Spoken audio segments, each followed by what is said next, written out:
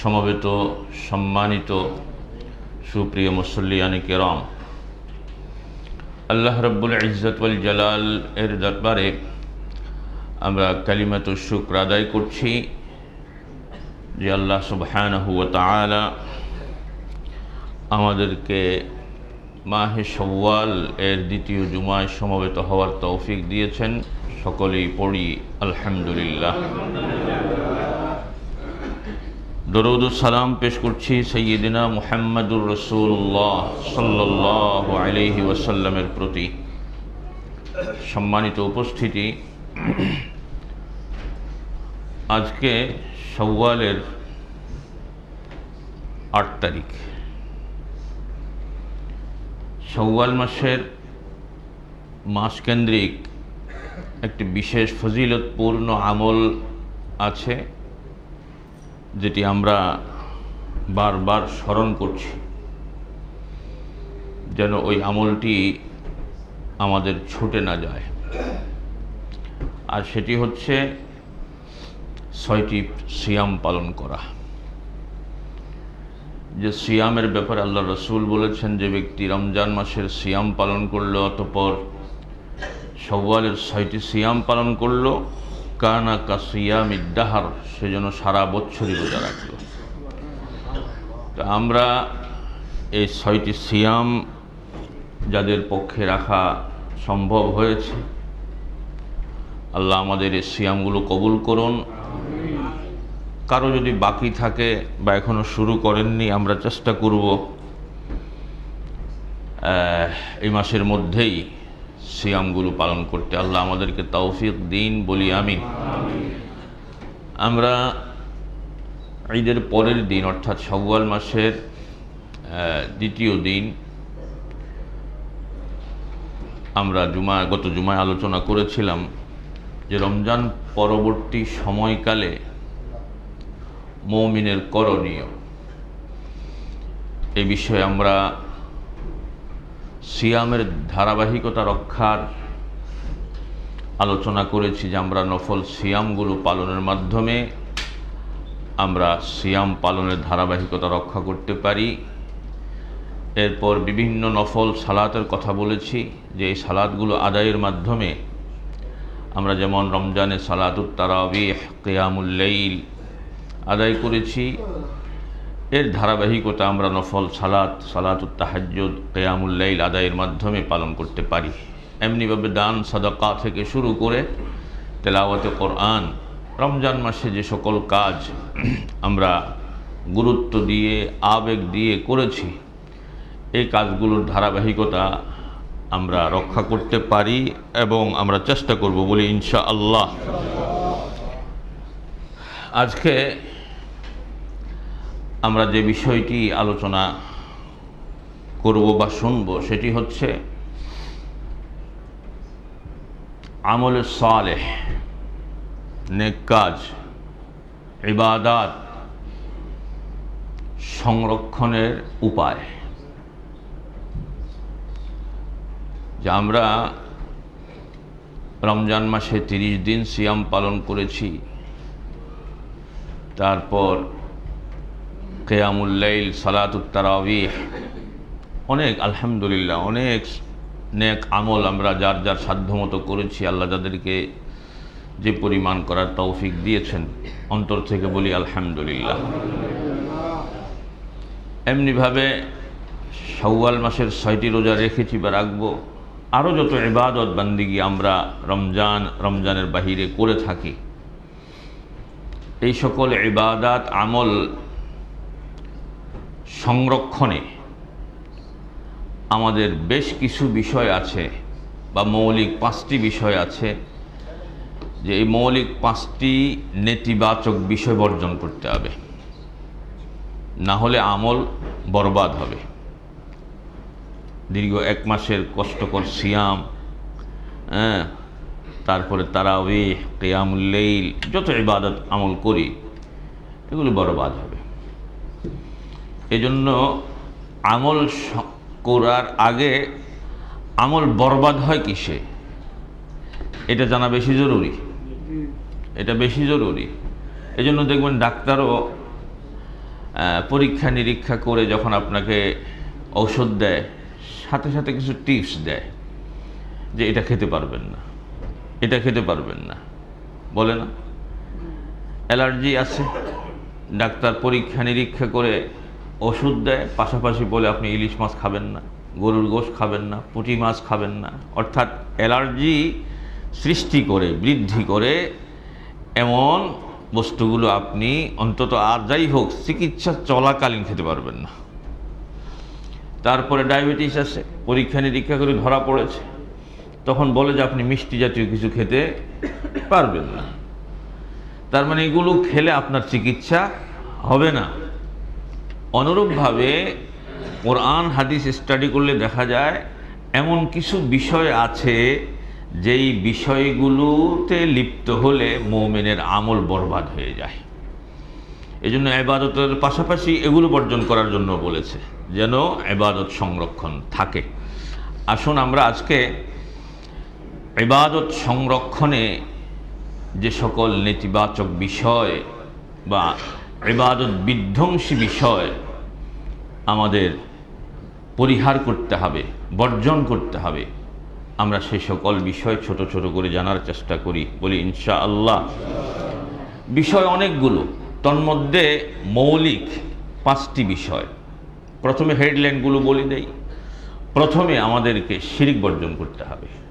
1 নম্বরে শিরিক বর্জন করতে হবে, 2 নম্বরে কুফর বর্জন করতে হবে, 3 নম্বরে বিদআত বর্জন করতে হবে, 4 নম্বরে হারাম উপার্জন বন্ধ করতে হবে, 5 নম্বরে বান্দার হক নষ্ট করাটা বন্ধ করতে হবে, বর্জন করতে হবে। এই 5টি বিষয় বর্জন না করলে ইবাদত আমল বরবাদ হবে। আপনি সলাতুত তাহাজ্জুদ আদায় করতে করতে কপালে দাগ পড়ে যাক, তারপরেও কি আমলগুলো বরবাদ হবে। প্রথমে আসি শিরিক। শিরিক এটি এমন একটি অপরাধ যে না, মানব হত্যা থেকে শুরু করে যত পাপ আছে শিরিক এক পাল্লায় রাখলেন আর সব পাপ আরেক পাল্লায় রাখলেন, টান দিলে শিরিকের পাপের পাল্লাটা ভারী হবে। কারণ আল্লাহ নিজে বলেছেন ইন্না শিরকা লাযুলমুন আযীম। অন্য কোনো অপরাধের ক্ষেত্রে কিন্তু আযীম শব্দটা ব্যবহার হয়নি, হ্যাঁ, কিন্তু শিরকের ব্যাপারে আল্লাহ বলছেন ইন্না শিরকা লাযুলমুন আযীম, যে শিরিক হচ্ছে মস্ত বড় অপরাধ, এর উপরে আর কোনো অপরাধ হয় না। এটা কেমন অপরাধ? এই শিরকি লিপ্ত ব্যক্তির যদি তাওবাহীন মৃত্যু হয় তাহলে তার ঠিকানা সোজা জাহান্নাম। আল্লাহ রাব্বুল আলামিন কোরআনে কারীমে বলেছেন ইন্নাহু মান ইউশরিক বিল্লাহ ফাকাদ হাররামাল্লাহু আলাইহিল জান্নাহ ওয়া মাওয়াহুন নার। যে ব্যক্তি আল্লাহর সাথে শরীক সাব্যস্ত করল তার উপর আল্লাহ তাআলা জান্নাত হারাম করে দিয়েছেন, কশ্চিনকালেও সে জান্নাতে প্রবেশ করবে না। ওয়া মাওয়াহুন নার, এবং তার উপর জাহান্নাম ওয়াজিব হয়ে যাবে। ঘোষণাটা কার? আল্লাহ। শিরিক হচ্ছে ক্ষমাহীন অপরাধের নাম। ক্ষমাহীন অপরাধ বলতে মৃত্যু পরবর্তী জীবনে, মৃত্যুর পূর্বে যদি বান্দা তাওবা করে তাহলে বান্দা মাপ পেয়ে যাবে, তাওবাটা যদি ইখলাসপূর্ণ হয়। কারণ আল্লাহ বলেছেন লা তাকনাতু মির রাহমাতিল্লাহ ইন্নাল্লাহা ইয়াগফিরুয যুনুবা জামিআ। কিন্তু বান্দা তাওবা করলো না, মৃত্যু পরবর্তী জীবনে আল্লাহর নিকট থেকে ক্ষমা পাবে না। কিন্তু শিরিক ব্যতীত অন্যান্য অপরাধীরা তাওবা না করলেও মৃত্যু পরবর্তী জীবনে আল্লাহর নিকট থেকে ক্ষমা পাওয়ার প্রত্যাশা রাখতে পারে। আল্লাহ পাক হয়তো তার নিজ গুণে বা নিজ দয়ায় বান্দাকে ক্ষমা করে দেবেন, অথবা তার পাপ পরিমাণ শাস্তি দিয়ে ঈমানের কারণে তাকে জান্নাত দেবেন শেষ পর্যন্ত। কিন্তু শিরিকটা ব্যতিক্রম। শিরিক করেছেন, তওবা করেননি, তখন আর যে দুইটা অপশন আল্লাহ নিজ থেকে ক্ষমা করা বা পাপ পরিমাণ শাস্তি দিয়ে জান্নাত দেওয়া, এটা আর হবে না। তার ঠিকানার হবে কোথায়? জাহান্নাম। আল্লাহ রাব্বুল আলামিন এটি স্পষ্ট জানিয়ে দিয়েছেন, ইন্নাল্লাহা লা ইয়াগফিরু আন ইউশরাকা বিহি ওয়া ইয়াগফিরু মা দুনা যালিকা লিমান ইয়াশা। যে আল্লাহ তাআলা শিরকের অপরাধ ক্ষমা করেন না, করবেন না। শিরিক ব্যতীত অন্যান্য যে ছোট গুণগুলো রয়েছে, এগুলো আল্লাহ যার প্রতি ইচ্ছা তাকে আল্লাহ ক্ষমা করতে পারেন বা ক্ষমা করবেন, শিরিক ক্ষমা করবেন না। এজন্য মুআজ ইবনু জাবাল রাদিয়াল্লাহু তাআলা আনহু ওয়া আরদাহ তিনি বলছেন, আওসানি রাসূলুল্লাহ সাল্লাল্লাহু আলাইহি ওয়াসাল্লাম বিআশরি কালিমাত। রাসূলুল্লাহ সাল্লাল্লাহু আলাইহি ওয়াসাল্লাম আমাকে 10টি বিষয়ে উপদেশ দিয়েছেন, নসিহত করেছেন, নির্দেশ দিয়েছেন। কটি বিষয়? 10টি বিষয়। এই 10টি বিষয়ের প্রথমেই ক্রমিকের 1 নম্বরই আল্লাহ রাসূল বলেছেন, লা তুশরিক বিল্লাহ, আল্লাহর সাথে শিরিক করবে না। ওয়া ইন কুতিলতা ওয়া হুররিকতা, যদি তোমাকে হত্যাও করা হয়, যদি তোমাকে জ্বালিয়ে পুড়িয়ে ভস্ম করে দেওয়া হয়, তথাপিও আল্লাহর সাথে শরীক সাব্যস্ত করবে না। কেন? এটি এমন একটি অপরাধ, এই অপরাধে লিপ্ত হলে, তাওবাহীন মৃত্যু হলে ঠিকানা ডাইরেক্ট জাহান্নাম। এটি এমন একটি অপরাধ যে বান্দার সকল নেক আমল ধ্বংস করে দেয়, সকল নেক আমল ধ্বংস হয়ে যায়। আপনি টেরও পাবেন না। আমল নষ্ট হওয়ার ক্ষেত্রে কি টের পাওয়া যায়? কোন পাওয়া যায় না, এক্ষেত্রেও পাবেন না। আল্লাহ রাব্বুল আলামিন সূরা আনআমের ৮৩-৮৭ নম্বর আয়াতে, অর্থাৎ ৮৩ থেকে ৮৭ নম্বর আয়াতে 18 জন নবীর নাম উল্লেখ করেছেন। কতজন? 18 জন। যেমন আবুল আম্বিয়া ইব্রাহিম আলাইহিস সালাম, এখানে একজনের নাম উল্লেখ করলে যথেষ্ট। বাপের নাম উল্লেখ করে বলে দিয়েছি, সন্তানরা এখান থেকে সতর্ক হবে না। ইব্রাহিম আলাইহিস সালাম, ইসহাক আলাইহিস সালাম, ইয়াকুব আলাইহিস সালাম, নূহ আলাইহিস সালাম, দাউদ আলাইহিস সালাম, সুলাইমান আলাইহিস সালাম, আইয়ুব আলাইহিস সালাম, ইউসুফ আলাইহিস সালাম, মূসা আলাইহিস সালাম, হারুন আলাইহিস সালাম, জাকারিয়া আলাইহিস সালাম, ইয়াহইয়া আলাইহিস সালাম, ঈসা আলাইহিস সালাম, ইলিয়াস আলাইহিস সালাম, ইসমাঈল আলাইহিস সালাম, ইয়াসা আলাইহিস সালাম, ইউনুস আলাইহিস সালাম। 18 নম্বরে লূত আলাইহিস সালাম। মোট 18 জন নবীর নাম উল্লেখ করেছেন। 87 নম্বর আয়াতে উল্লেখিত নবীদের পূর্বপুরুষ এবং পরবর্তী বংশধরদের ভাই ও বন্ধুদের বিষয়ে উল্লেখ করে আল্লাহ তাআলা 88 নম্বরে গিয়ে বলছেন, ঘোষণা করছেন, ওয়ালাউ আশরাকু, যদি এরাও শিরিক করত। কারা? যাদের নাম এখন উল্লেখ করলাম। এরা নবী, এরা নবীর সাহাবীও না, এমনকি আপনার আমার মতো সাধারণ মোমেন না। আল্লাহ রাব্বুল ইজ্জত ওয়াল জালাল কর্তৃক মনোনীত পয়গম্বর, তাদের ব্যাপারে আল্লাহর নাম ধরে ধরে বলেছেন, এরাও যদি শিরিক করত, লাহাবিত আনহুম মা কানু ইয়ামালুন। লাহাবিতর এখানে হাবিতা বললেই হইতো, হাবিতর আগের লাম লাগাইছে। হাবিত আনহুম, তাদের আমল বরবাদ হতো, যথেষ্ট ছিল। লাহাবিত, অবশ্যই তাদের আমল বরবাদ হয়ে যেত। এখন হয়তো বলবেন যে শুনেছি তো 1,24,000, মতান্তরে 2,24,000। আমি এই বিষয়ে আগে কথা বলেছি, এখন আলোচনার সংক্ষিপ্ততার স্বার্থে বিষয়টি এড়িয়ে গেলাম। আমরা এতটুকু বলবো যে আল্লাহ পাক পৃথিবীতে অসংখ্য অগণিত নবী রাসূল পাঠিয়েছেন, যার সঠিক সংখ্যাটি কেবলমাত্র আল্লাহই জানেন। এই সংখ্যা জানার মধ্যে যদি তার বান্দাদের কোনো কল্যাণ থাকতো, আল্লাহ অবশ্যই জানিয়ে দিতেন। ঠিক আছে? কোরআন কারীমে 25 জন নবীর নাম উল্লেখিত হয়েছে। তো 25-এর মধ্যে মাত্র 18 জন পেলাম এখানে। তাছাড়া অসংখ্য নবী এসেছেন। তাহলে কি সতর্কতা কি শুধু এই 18 জনের জন্যই? না, কোরআন কারীমে আল্লাহ রাব্বুল আলামিন সূরা আজ-জুমারের 65 নম্বর আয়াতে বিষয়টা একদম ক্লিয়ার করে দিয়েছে। ওখানে আল্লাহ রাসূল সাল্লাল্লাহু আলাইহি ওয়াসাল্লামকে লক্ষ্য করে সমস্ত নবীদের কথা নিয়ে এসেছেন। এই 18 জন, আবার যাদের কথা আল্লাহ উল্লেখ করেননি সকলের কথা নিয়ে এসছেন। ওয়ালাকাদ উহিয়া ইলাইকা, আপনার প্রতি ওহী করেছি। এখানে ইলাইকা রাসূল, হে রাসূল আমি আপনাকে প্রত্যাদেশ করছি। ওয়া ইলাল্লাযীনা মিন ক্বাবলিক, যে প্রত্যাদেশটি, যে ওহীটি আপনার পূর্বে যত নবী রাসূল আমি পাঠিয়েছি সকলের নিকট একই মর্মে আমি ওহী করেছি। তাহলে এখানে আর সংখ্যা টংখ্যা নাই, আছে?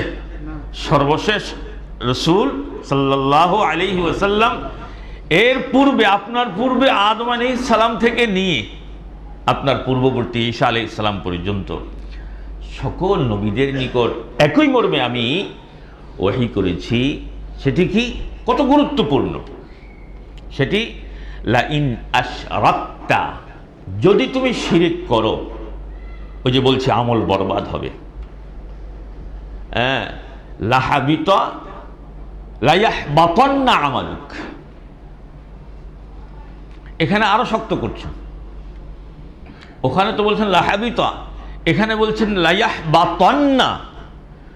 শব্দের প্রথমে লামে তাকিদ, শব্দের শেষে নুনে সাকিলা। শক্ত করে বলছেন যদি তুমি শিরিক করো অবশ্যই অবশ্যই তোমার আমলগুলো বরবাদ হয়ে যাবে।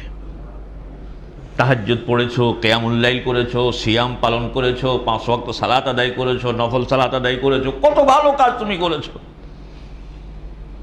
কিন্তু যদি শিরক করো এগুলো থাকবে না, এগুলো সব বরবাদ হয়ে যাবে। ওয়ালা তাকুনান্না মিনাল খাসিরিন, এবং অবশ্যই তুমি নিশ্চিত ক্ষতিগ্রস্তদের অন্তর্ভুক্ত হয়ে পড়বে।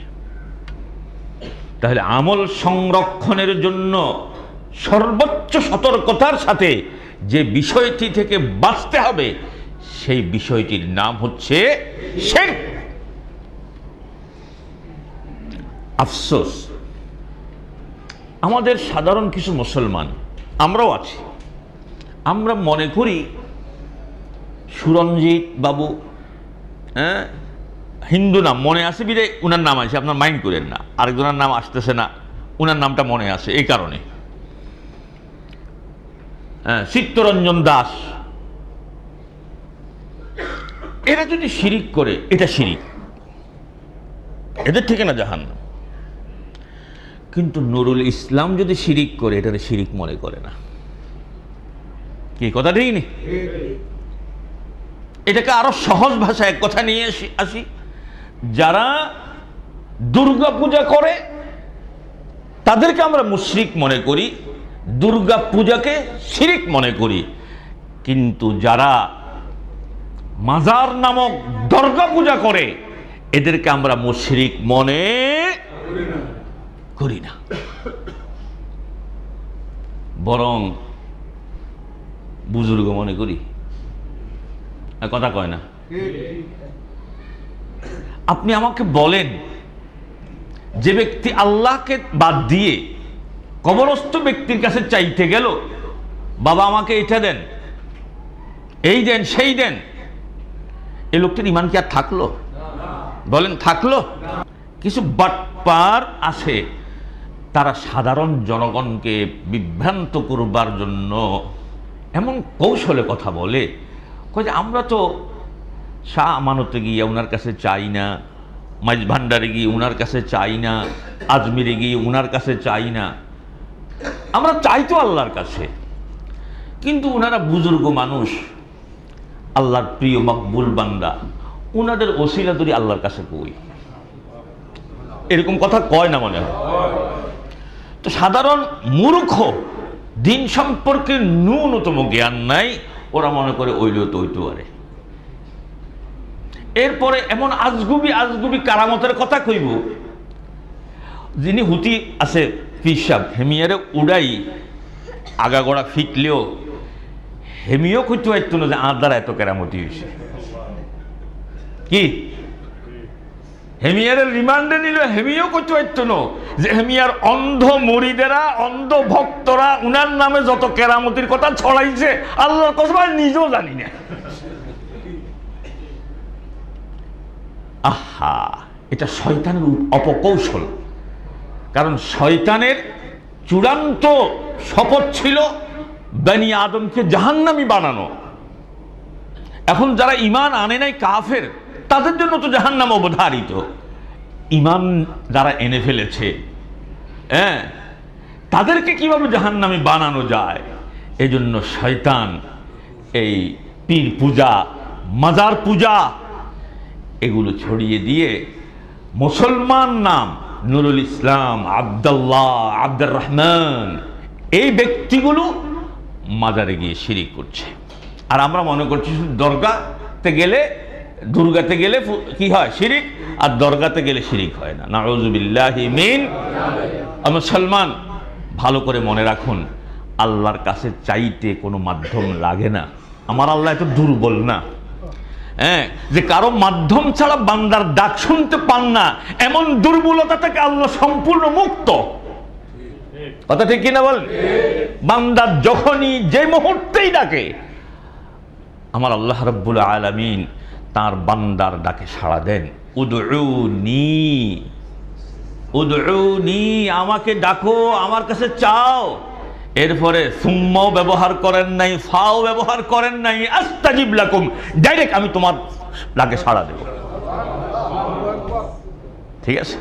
আর বান্দা আল্লাহর কাছে না চাইয়া পয়সা খরচ করে চলে যায় আজমিরে, পয়সা খরচ করে চলে যায় মাইজ ভান্ডারে। এই লোকগুলোকে আমাদের সমাজের লোকগুলো বুজুর্গ মনে করে। আর আমরা যারা শিরকের বিরুদ্ধে সোচ্চার, এবং এই সোচ্চার হওয়া ফরজ, এটা নবীদের সুন্নাহ, তাদেরকে কয় ফিতনাবাজ।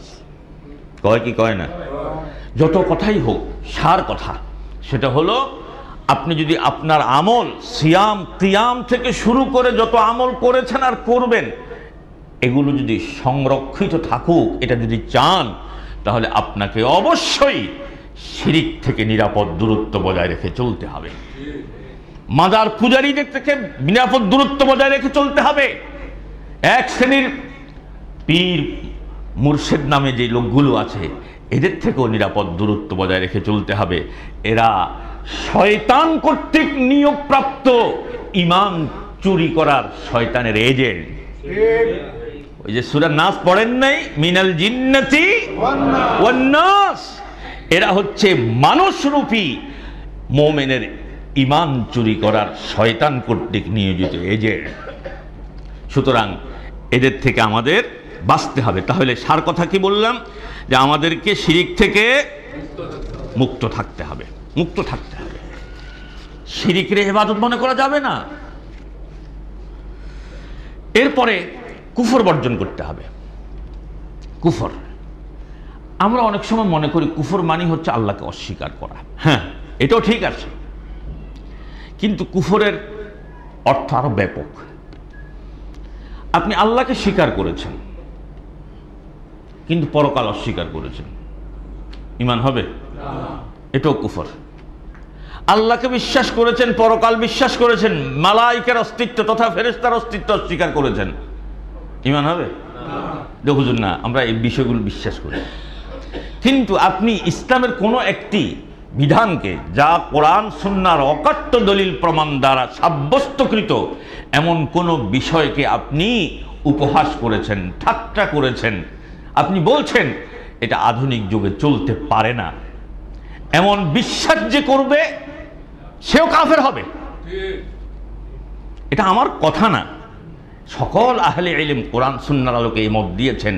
কোনো ব্যক্তি যদি ইসলামের কোরআন সুন্নাহর অকাট্য দলিল প্রমাণ দ্বারা সাব্যস্তকৃত কোনো বিধানকে যদি কটাক্ষ করে, উপহাস করে, বর্তমান সময়ে এটা চলতে পারে না, এটা অচল, এমন বিশ্বাসকারী ব্যক্তি সুস্পষ্ট কাফের।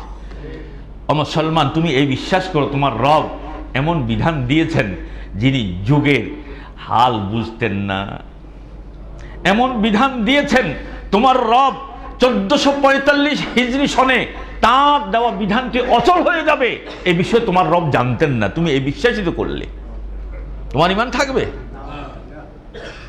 আল্লাহ তো তিনি যার কাছে অতীত, বর্তমান, ভবিষ্যৎ সবসময় প্রেজেন্ট, একেবারে বর্তমান, চোখের সামনে।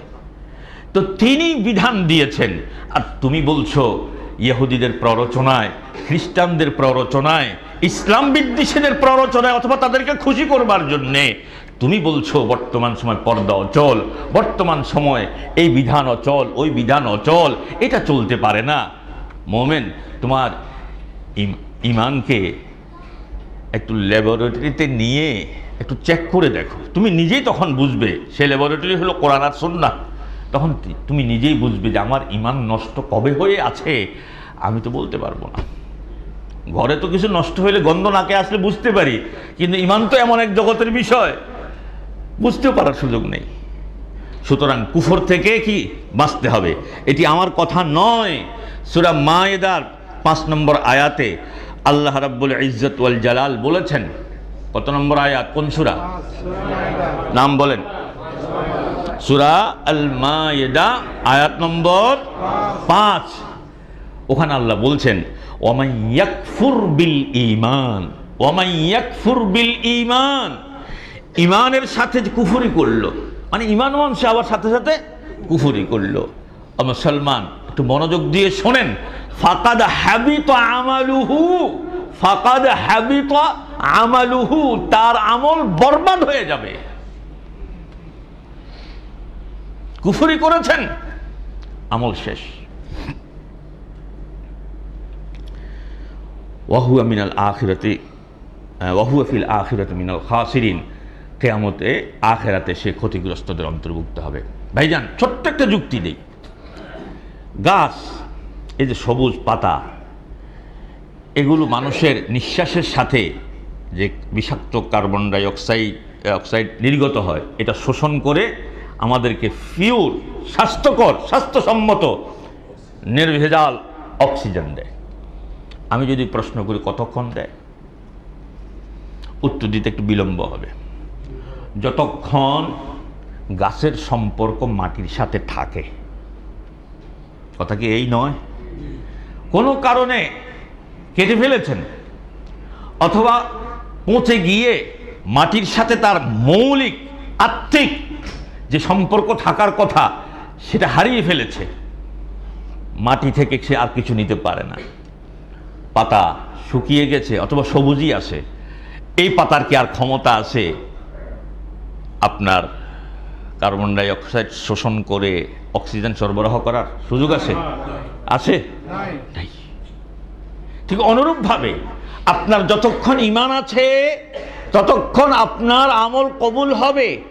ঈমানের সাথে আপনার সম্পর্ক যখন কেটে যাবে, কুফরি করে ফেলেছেন, আমল শেষ, আর আপনার আমল দ্বারা কোনো লাভ হবে না। সূরা আল মায়েদা আয়াত নম্বর কত বলেছিলাম মনে থাকবে? 5। কুফরি করবেন? করবেন না, ঠিক আছে। বিশদ আলোচনা যাওয়ার সুযোগ নেই, আরেকদিন সুযোগ থাকলে বলবো চিহ্নিত করে। আমরা এমন এমন কুফরি লালন করি যেটা আমরা মনোধাবন করতে পারি না। এজন্য কোনো কোনো আহলে ইলম সালাফগণ বলেছেন, সাহাবীদের কোনো কোনো কথা আছে, এমন এক জামানা আসবে কিয়ামতের আগে, মসজিদ ভর্তি মুসল্লি থাকবে কিন্তু একজনও মুমিন পাওয়া যাবে না, একজনও মুমিন পাওয়া যাবে না। আমরা অনেকে ইসলামকে রাজনৈতিকভাবে মূল্যায়ন করতে গিয়ে আমরা ইসলাম সম্পর্কে এমন এমন মন্তব্য করে বসি, আফসোস করতে হয়, আরে লোকটা তো মুসলমান, আহা লোকটা তো তাহাজ্জুদ গুজার বলে জানি, লোকটা তো আবেদ বলে জানি, কিন্তু আজকে ইসলাম সম্পর্কে তার যথাযথ জ্ঞান না থাকা এবং ইসলাম পন্থীদেরকে রাজনৈতিক প্রতিপক্ষ মনে করে সে সরাসরি ইসলামের গায়ে আঘাত করলো, ফাঁকে দিয়ে তার ঈমানটা চলে গেল। কি এজন্য বিশেষ করে ইসলামের কোনো বিষয়ে মন্তব্য করতে হাজারবার চিন্তা করবেন, আমার এই মন্তব্যের কারণে কোনো আমার ঈমান চলে যাচ্ছে কিনা। আল্লাহ আমাদেরকে কথাগুলো বোঝার তৌফিক দিন। 3, বিদআত বর্জন করতে হবে। বিদআতের দ্বারাও বান্দার আমল নষ্ট হয়ে যায়। আল্লাহ রাব্বুল আলামিন সূরা হুজুরাতের 1 নম্বর আয়াতে বলেছেন, সূরা হুজুরাত 26তম পারায় পাবেন, ওখানে আল্লাহ বলছেন, ইয়া আইয়ুহাল্লাযীনা আমানু লা তুকদ্দিমু বাইনা ইয়াদাইল্লাহি ওয়া রাসূলিহি ওয়াত্তাকুল্লাহ ইন্নাল্লাহা সামিউন আলীম। হে বিশ্বাসীরা, আল্লাহ ও তার রসুলের সামনে তোমরা কোনো বিষয়ে অগ্রণী হইও না। লা তুকদ্দিমু, আল্লাহ এবং তার রসুল যা দিয়েছেন তার উপরে স্টপ হয়ে যাও, নিজ থেকে মাতব্বরি করো না। রসুলের আনুগত্যের প্রশ্নে কথাগুলো যারা বিদআত করে তারা তো এটাই বুঝাতে চায় যে রাসূল আরবি সাল্লাল্লাহু আলাইহি ওয়াসাল্লাম এই বিষয়টি যে দ্বীনের অংশ তিনি বুঝতে পারেন নাই, এই আমলের মধ্যে যে সওয়াব আছে আল্লাহ রাসূল বুঝতে পারেন নাই, যার কারণে তো আল্লাহ রাসূল করেন নাই, করতে বলেন নাই, অনুমোদন দেন নাই, এখন আমাকে করতে হচ্ছে। নাউজুবিল্লাহ, আসতে কইবেন না, কথাটা এরকম বুঝায় না। আল্লাহ বলেছেন দিন কমপ্লিট, আর বেদাতি ব্যক্তি তার বেদাতি চিন্তা চেতনা আমলের দ্বারা বুঝাতে চাচ্ছে জানাব দিন কমপ্লিট না, বাকি আছে, বাকিগুলো না আমি পূরণ করছি। কথাটা কি অনেকটা এরকম হয়ে যায় না ভাইজান? হ্যাঁ, এই জন্য আল্লাহ সতর্ক করেছেন, ওহে মোমেনরা কান পেতে শোনো, আল্লাহ এবং তার রসুলের কণ্ঠস্বরের উপর নিজেদের কণ্ঠস্বর উঁচু করো না, এবং নিজেদের মধ্যে যেভাবে উচ্চস্বরে কথা বলো তার সঙ্গে সেইরূপ উচ্চস্বরে কথা বলো না, কারণ এতে তোমাদের আমল সমূহ সেখানেও ব্যবহার করা হয়েছেন, আন তাহবাতা আমালুকুম ওয়া আনতুম লা তাশউরুন, তোমাদের আমল সমূহ বরবাদ করে দেব, তোমরা টেরও পাবে না। সূরা মুহাম্মাদের 33 নম্বর আয়াতে আল্লাহ রাব্বুল আলামিন বলছেন, ইয়া আইয়ুহাল্লাযীনা আমানু, হে বিশ্বাসীরা, আতিউল্লাহ ওয়া আতিউর রাসূল, আল্লাহর আনুগত্য করো, আল্লাহ রাসূলের আনুগত্য করো, যথাযথভাবে তার অনুসরণ করো। কিছু তার থেকে নেবা আর কিছু তোমার বুজুর্গ থেকে নেবা, এই সুযোগ ইসলামে দেয় নাই। দিন সম্পূর্ণটাই নিতে হবে কোরআন থেকে, সুন্নাহ থেকে, সাহাবায়ে কেরামদের ইজমা থেকে। কথাটা বুঝে আসছে? এরপরে বলছেন, ওয়ালা তুবতিলু আমালাকুম, তোমরা তোমাদের আমল বরবাদ করো না, অর্থাৎ শিরিক করে বিদআত করে তোমরা যে কষ্ট করে আমলগুলো করছো এগুলো বরবাদ করে দিও না। কে বলেছেন? আল্লাহ বলেছেন। রাসূল আরবি সাল্লাল্লাহু আলাইহি ওয়াসাল্লাম বলেছেন, মান আহদাথা ফি আমরিনা হাযা মা লাইসা মিন ফাহুয়া রাদ, যে ব্যক্তি দ্বীনের মধ্যে এমন কিছু আবিষ্কার করলো, পথ পদ্ধতি, ইবাদত বানালো নতুন, আমি করি নাই, করতে বলি নাই, আমার সাহাবায়ে কেরাম করেন নাই, পরবর্তীতে হেতে দ্বীনের পূর্ণতা দিবেন লাই, কি পণ্ডিত এতে, কি পণ্ডিত। কারণ এগুলো না করলে আবার মানুষ বুজুর্গ মনে করে না। কি কর? আল্লাহ রাসূল বলছেন সেটা কি হবে? প্রত্যাখ্যাত হবে। এখন বলবেন যে হুজুর আমি তো আবিষ্কার করি নাই, এর আগে আবিষ্কার হয়ে আসে, ঠিক না? সতর্কতা তো আবিষ্কার যে করে তখন আমি বেঁচে গেলাম না। মুসলিম শরীফে আবার একই মর্মে হাদিস এসছে, কারণ আল্লাহ রাসূল তো জানেন, আল্লাহ জানাই দিছে না, আপনি যে এই ধরনের ফ্যাস তুলবেন আল্লাহ এটা জানতেন, যার কারণে আল্লাহ রাসূলের মাধ্যমে কইয়া দিয়েছে। তুমি আবিষ্কার করো নাই, কিন্তু কেউ আবিষ্কার করেছে সেটার উপরে তুমি আমল করে যাচ্ছ, তুমিও বাঁচতে পারবে না। অপণ্ডিত, তুমিও বাঁচতে পারবে না। অবুজুর্গ, তুমি বাঁচতে পারবে না। মান আমিলা, এখন বলছেন মান আমিলা আমালান লাইসা আলাইহি আমরুনা ফাহুয়া রাদ্দ। যে ব্যক্তি এমন আমল করলো, হ্যাঁ তো বেদাত আবিষ্কার করে না, আবিষ্কৃত বেদাত আমল করে না, কি যে এটাও কি হবে? প্রত্যাখ্যাত হবে, কবুল হবে না। আল্লাহ, আমরা বেদাতকে ইবাদত মনে করি, আর আসলেই ইবাদতেই বেদাত হয়। ইবাদত বেদাত হয় মানে কি? যেটা রাসূল আরবি সাল্লাল্লাহু আলাইহি ওয়াসাল্লামের সুন্নাহর অনুসরণে করা হয় এটা ইবাদত, আর যেটা সুন্নাহর অনুসরণে করা হয় না সেটা বেদাত। কথা একদম সোজা। এজন্য আমল সংরক্ষণের জন্য আমাদেরকে বেদাত থেকেও কি বাঁচতে হবে। আল্লাহ তৌফিক দিন, বলি আমিন। বেদাত এমন একটি মারাত্মক, আমরা অনেকে এটাকে এত হালকা মনে করি। আল্লাহ রে, আল্লাহ আমাদেরকে হেদায়েত দিন। এই দোয়া করা ছাড়া উপায় নাই। উম্মার অনেক আহলে ইলম বলেছেন, এবং আমার কাছেও এই মতটি সর্বাধিক সঠিক বলেই মনে হয়েছে, পৃথিবীতে যত কবিরা গুনাহ আছে না, বেদাত ওই সকল কবিরা গুনার চাইতেও মারাত্মক। কেন?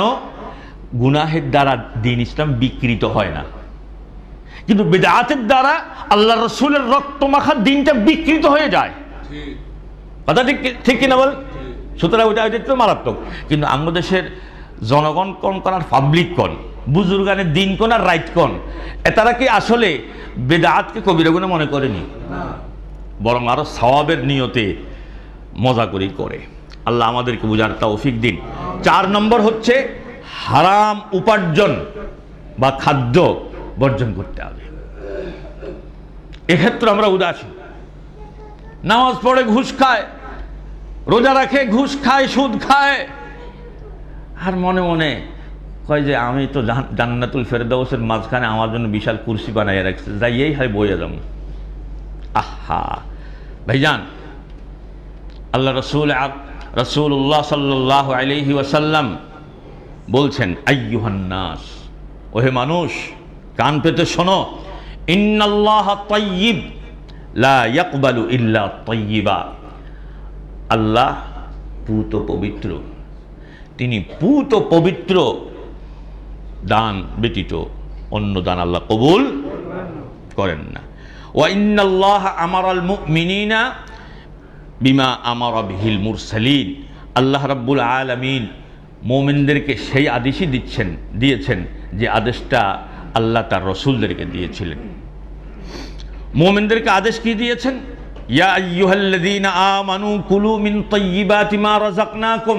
হে মুমিনেরা, তোমরা পবিত্র তথা হালাল রিজিক ভক্ষণ করো, হালাল।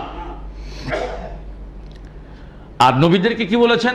ইয়া আইয়ুহান নবী কুলু মিনাত তাইয়্যিবাত ওয়া আমালু সালিহা।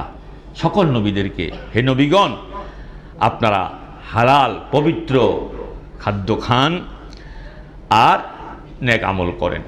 যে আপনারা মসজিদের ভাইয়েরা আপনাদের কাছে মসজিদের সহযোগিতার আবেদন নিয়ে যাচ্ছে, আপনারা আপনাদের সাধ্যের সর্বোচ্চটা দিয়ে মসজিদের জন্য দান করুন। আল্লাহ আমাদের দান অনুদান কবুল করে নিন, বলি আমিন।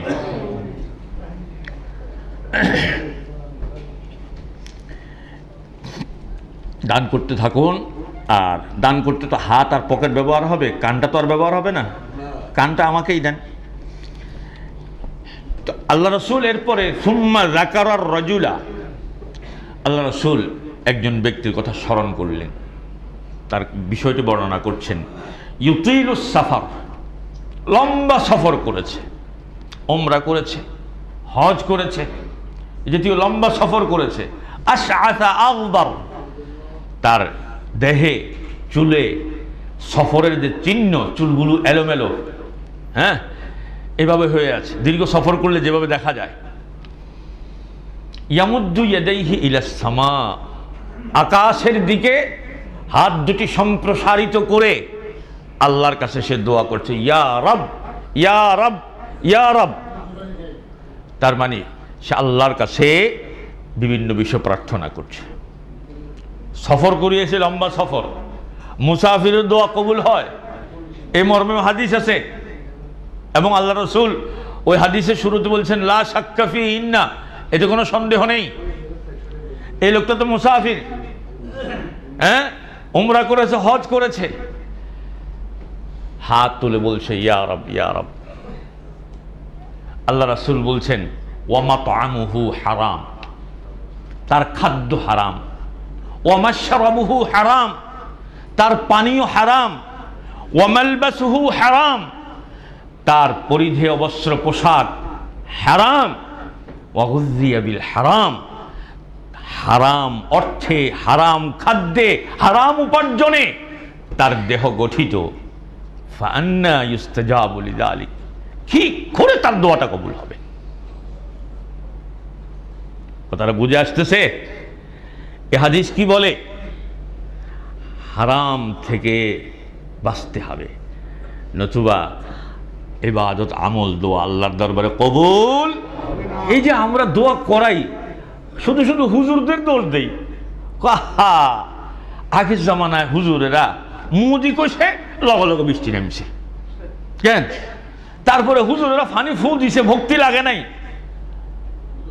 দিঘির মধ্যে ফালাই দিছে ফানি, সেই দিঘিতে আগুন ধরে গেছে। এখনকার হে পাওয়ারফুল হুজুর কি আর আছে? জেঁদা থাকতো এটা হয়েছে, মরিবের হলে হয়েছে। হুজুরের কবরের মাজারের অবজ্ঞা করি, গাড়ি জোরে চালাই যার, টায়ার পাংচার হয়ে গেছে। এই হুজুর তো বড় সন্ত্রাসী, হ্যাঁ, মারাত্মক ধরনের সন্ত্রাসী। সে মানুষের গাড়ির চাকা পাংচার করে দেয়। কিও আল্লাহর ঘর মসজিদের পাশে রাস্তা দিয়ে জোরে গাড়ি চালাইলে এর কিছু হয় না। কি মানুষ, আজীব আজীব, পাগল না মাথা গোল, আজীব। এগুলো হচ্ছে সাধারণ মানুষকে মাজারমুখী করার পাবলিসিটি। কি কন? আমরা যদি কার গাড়ি পাংচার হয়েছে, গাড়ি না তৈরি হইতেন, কোন দিঘিতে হুজুরে পানি পড়াইয়েন ফালাই দিছে, আর কোন দিঘিতে আগুন লাগছে, এই দিঘি যে সাইতাম যাবো। বাবা কইছে, তোর বাপে কাতন হয়েছে, দাদাই কইছে কাতন হয়েছে, সালওয়ালা আড্ডা দিতে অমুক, লাস্ট পর্যন্ত রাত ঠিক কাহাসে আয়া এই সন্ধান পাওয়া যাবে না। কি কথা ঠিক কিনা বলেন? হ্যাঁ, তো বলতেছিলাম দোয়া কবুল, ইবাদত কবুলের জন্য হালাল খাদ্য শর্ত, হালাল খাদ্য শর্ত। দেখেন, শতভাগ সহি মুসলিমের হাদিস বলেছি, এখনো যেটা বলছি সেটিও। আল্লাহ রাসূল বলছেন মানিক তাতা হাক্কামরি ইম মুসলিমিম বিয়ামিনি ফাকাদ আওজাবাল্লাহু লাহুন নার ওয়া হাররামা আলাইহিল জান্নাহ। মিথ্যা শপথ, প্রতারণা, হ্যাঁ, ইত্যাদির মাধ্যমে কোনো মুসলিমের হক যদি কেউ আত্মসাৎ করে, সামান্যতম, আল্লাহ রাব্বুল আলামিন তার উপর জান্নাত হারাম করে দিয়েছেন এবং তার উপর জাহান্নাম ওয়াজিব হয়ে যাবে। হাদিস শতভাগ সহিহ। একজন ব্যক্তি বলল ইয়া রাসূলুল্লাহ ওয়া ইন কানা শাইআন ইয়াসীরান ইয়া রাসূলুল্লাহ, ওহে আল্লাহ রাসূল, বিষয়টি যদি খুব তুচ্ছ হয়, 1 কোটিটি আনো, একটি, কথাটা বুঝে আসতেছে কি? বিষয়টা অনেকটাই এরকম।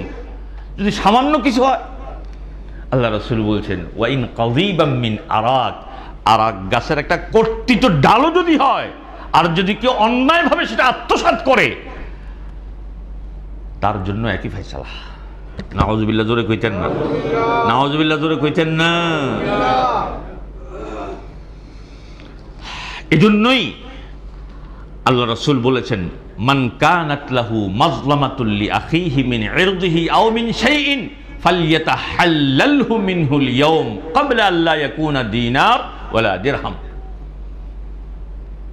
যেদিন দিনার দিরহামের কোনো কাজে আসবে না, কোন দিন সেদিন? শনিবার। কেন? হ্যাঁ, আল্লাহু আকবার। কিয়ামতের দিন, কিয়ামতের দিন, মালিক ইয়াউমিদ্দিন, যেদিন আল্লাহ বিচারক হবেন, সেদিন দিন আর দিরহামের কোনো চলবে না। সেদিন আসার আগেই কারো মান সম্মান নষ্ট করেছো, তার থেকে মাপ চেয়ে নাও। বিষয়টি সমাধান করে নাও। কারো অর্থ আত্মসাৎ করেছো, বিষয়টি তার সাথে মীমাংসা করে নাও। যার যার পাওনা বুঝিয়ে দিয়ে পায়ে ধরে যেভাবেই হোক তার থেকে বিষয়টা সলিউশন করে নাও। কেন? আল্লাহু আকবার। কারণ হচ্ছে ইন কানা লাহু আমালুন সালিহ উখিরা মিনহু বিকদরি মাজলামাতি। পাওনাদার দাঁড়াইছে, আমরা দুনিয়াতে প্রেস্টিজের চিন্তা করে কারো কাছে ক্ষমা চান নাই, হ্যাঁ? আর মান সম্মান নষ্ট, এটা তো এখন প্রতিযোগিতাই চলছে, কি কন? তখন পাওনাদার দাঁড়াবে। এখন রিয়াল, দিনার, দিরহাম, ডলার, টাকা, রুপিয়া এগুলো তো চলবে না। তখন কি করা হবে? আপনার আমার আমল নামায় যে কিয়াম সিয়াম যা যা করছেন, পাওনাদারের পাওনা পরিমাণ আল্লাহ দিতে থাকবেন তাদেরকে। দিতে দিতে দিতে দিতে দিতে শেষ হয়ে যাবে, কিন্তু পাওনাদার এখনো দাঁড়িয়ে আছে। এখন কি হবে? আগে তো আমল ছিল দিশে, এখন তো আমলও নাই। তখন হাদিসে আসে, এই হাদিসেই ওয়া ইল্লাম তাকুন হাসানাত উখিরা মিন সাইয়্যাতি সাহিবিহি। তখন ওই পাওনাদারদের যে গুনাহ, ওই গুনাহগুলো ওখান থেকে নিয়ে এই ব্যক্তির আমল নামায় চাপিয়ে দেওয়া হবে এবং চূড়ান্ত পর্যায়ে তাকে জাহান্নামে নিক্ষেপ করা হবে। এই জন্যই বলা হয়েছে সেই কঠিন দিন আসার আগেই তোমরা কি করে নাও, বলেন? হ্যাঁ, আল্লাহু আকবার। বান্দার হক নষ্ট করার প্রতিযোগিতা তীব্র আকারে চলছে। বান্দার হক নষ্ট করা বন্ধ করতে হবে। এটার দ্বারাও কি আমল বরবাদ হবে। আমরা অসচেতন, আমরা শুধু বুজুর্গানের দিন টুয়াই রাত টুয়াই কিল্লে দোয়া করবে, কিন্তু আপনি তো ওনাকে ভাড়া না খাটাচ্ছেন, দোয়া তো আমি আমনাল্লাহ করব, কিন্তু আপনার তো দোয়া কবুল হওয়ার পথ বন্ধ। আল্লাহ বলবেন তুই জালেমের জন্য দোয়া করেছিস, তা সামান্য হাদিয়া খাইয়া, জিলাফি খাইয়া। তুই কি জানিস একটা সুদখোর? তোর মাথায় কুলালো না যে সুদখোরের জন্য দোয়া করেছিস, সুদখোরের জন্য দোয়া করেছিস, বেদাতের জন্য দোয়া করেছিস, তুই জানিস না? আল্লাহ দোয়া কবুল করবেন না। দোষও হুজুরের, আসলে তো এমনি আল্লাহ হয় না, কি কন? বান্দার হক। অনেক বুজুর্গানের দিন আছে, রাইত আছে, 24 ঘন্টা আছে। জমিন গান হুতেল্লা জিল্লে দোয়া আসেনি? এই জাতীয় আল্লাহর বান্দা আছে না দুনিয়াতে? অনেক ভাই আছে, বইনেল্লা দোয়া, সম্পদ গান নিজের। কি লাভ হবে তোমার ইবাদত? হ্যাঁ, তুমি তোমার কন্যার প্রাপ্য যেটা আল্লাহ নির্ধারণ করেছেন, দুনিয়ার কোনো বুজুর্গ নির্ধারণ করেন নাই, আল্লাহ করেছেন, তুমি তার হকটা ঠিক মতো না দিয়ে তোমার কন্যাকে ঠকিয়ে তুমি কিছু ওমরা করতে, ওমরা হজে যাবার আগে ব্যাকের বলাই কজ যে জামু তো হজে বা ওমরা হায়াতে থাকলে না আইতে হারমু, আর হিয়ান আল্লাহ লই গেলে তো কিচ্ছু করার নেই, সুতরাং সব কিছু সমাধান করতাম সাইয়ের করেন জিও বলো তো বললো দোয়ার আইয়েছি আর সম্পদ কান তোর বাইরে তুই যাইয়ের এখন করে আমি সমাধান করি যার ওমরা করতো। আহারে পাগল, আহারে পাটপাট,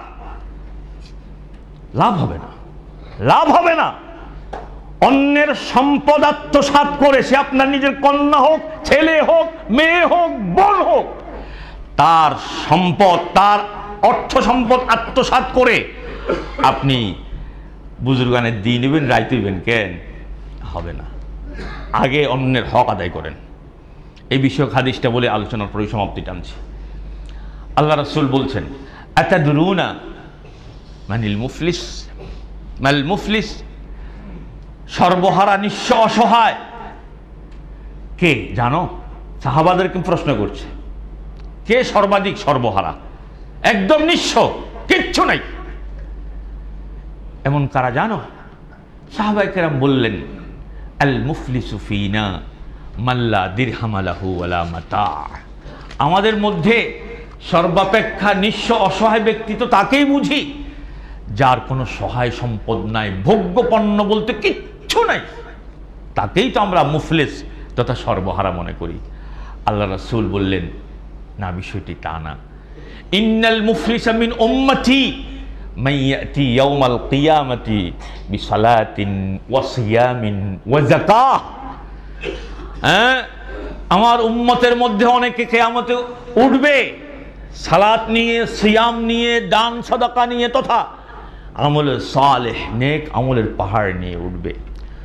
ওয়ায়াতি ক্বাদ শাতামা হাযা, সাথে সাথে কাউকে গালি দিয়েছে অন্যায়ভাবে, ক্বাদ শাতামা হাযা এটা নিয়ে উঠবে। ওয়া কাযাফা হাযা অপবাদ দিয়েছে, ওয়া যারাবা হাযা কাউকে অন্যায়ভাবে আঘাত করেছে, ওয়া আকালা মাল হাযা অন্যায়ভাবে কারো সম্পদ অর্থ খেয়েছে,